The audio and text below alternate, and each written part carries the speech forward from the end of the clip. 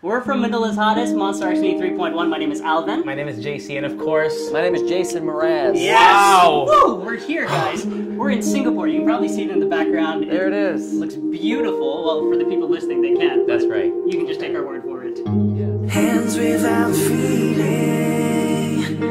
you and I both. And we are shaking right now because Alvin and I are huge fans of your music. Thank you. You look regular size to me. Oh, Now, thank you. I understand the adjective. Thank you, sir. And congratulations, first of all, on the announcement of your Asia tour. Great. Good Thank vibes. you. Yes, it is a first effort to come back here and celebrate music and some of the new music I put out. That's awesome. You know, it's actually really special for me in particular because your tour's called Good Vibes, but my radio show is also called Good Vibes. Good vibes. Good vibes. Good vibes is trending so hard right now. It really should, though, right? Absolutely.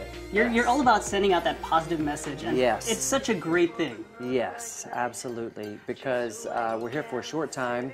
We can create any life we want, right? We could either create, you know, when you look at a big city, there's a whole lot of competition being created out there. But when you get down to it, in humanity, you know, what we want to create is collaboration and harmony and good memories and good vibes.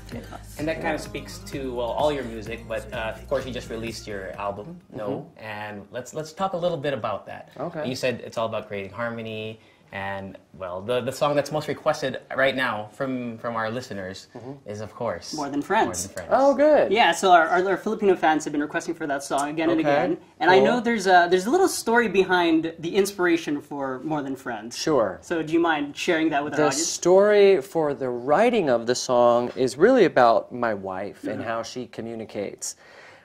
She'll use More Than Friends as a descriptive term. So when I wake up in the morning, I make my wife a cup of coffee. I make her a latte every morning. I say, "How is it? Is it good?" She goes, "Oh, I like it more than friends." So it's a cute, adorable way of saying she loves something. And I shared this with Megan Trainor when she and I decided that we were going to write something together. And we based it around that adorable saying. So that's what we should start doing. We should start calling things More Than Friends when we like it. I like that. Yeah. We're gonna make it trend. Okay. Yeah, like, oh, how do you feel about the song? I like it. More Than Friends. Right. Yeah. That's how it should I be. want to be more than friends with it.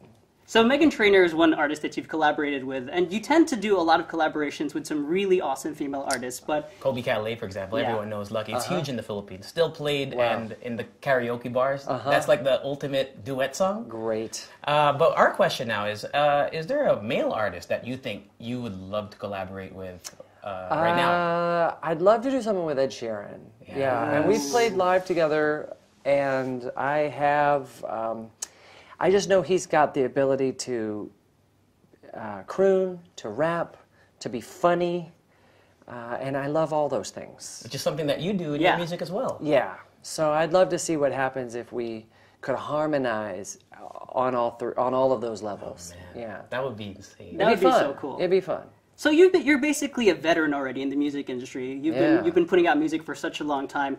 In 2018, is there still a time where you feel nervous about putting out music or anything like that, or it's kind of like I'm great at this. I'm Jason Mraz. No, I don't think I'm great at it. But I don't get nervous about it because I just have a different attachment to it. So, but I think that just happens as we get older. We have different attachments to things.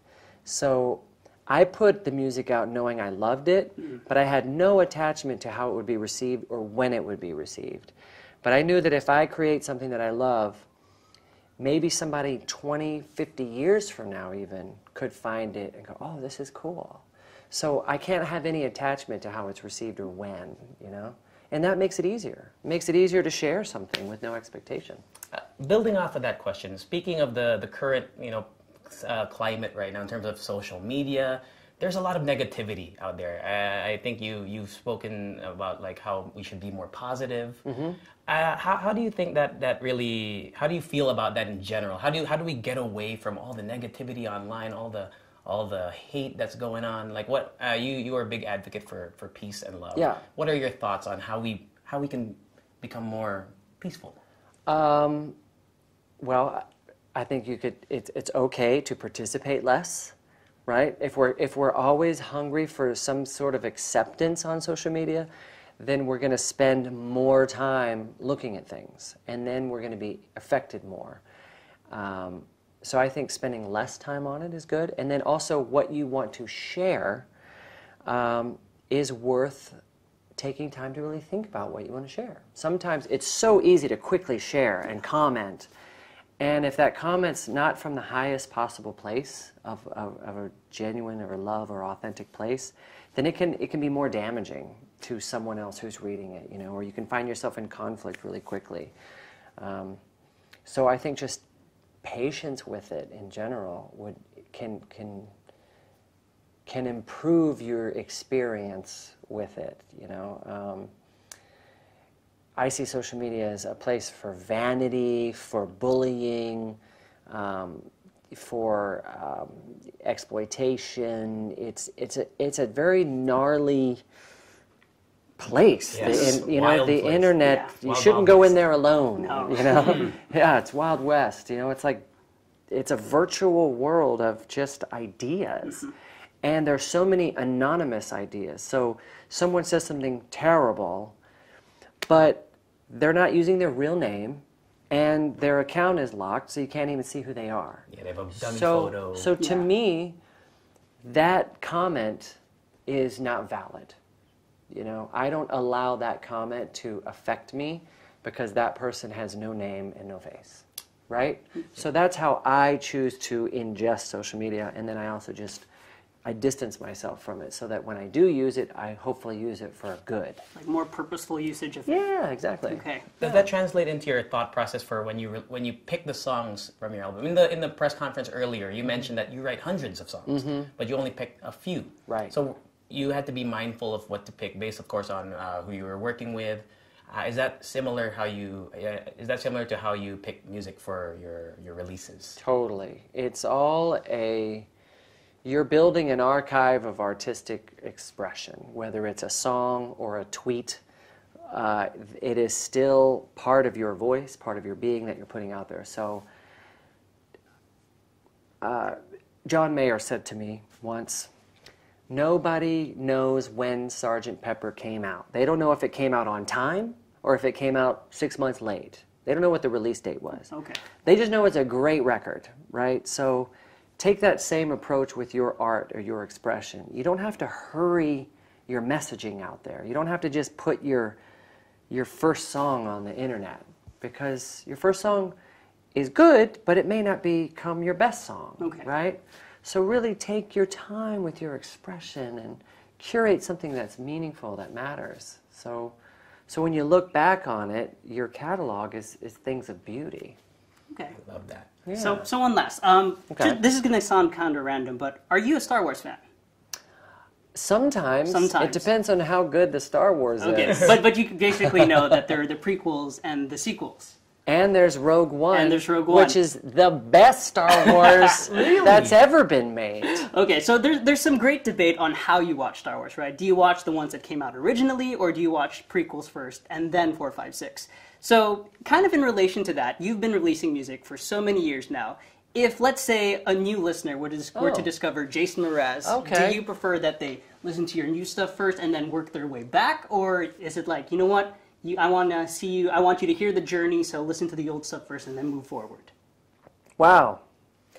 I would work backwards. Backwards. Yeah, I would work backwards. And because I think right before this album, you've got the Yes album, which features Raining Jane, who are in my touring band still, and that is a sound that is true to the sound I make in my backyard when I'm playing music with friends. So it's very current, and but when you go backwards, it gives you a chance to discover where that artist came from. I think if you start at the beginning and go forward, you could be let down.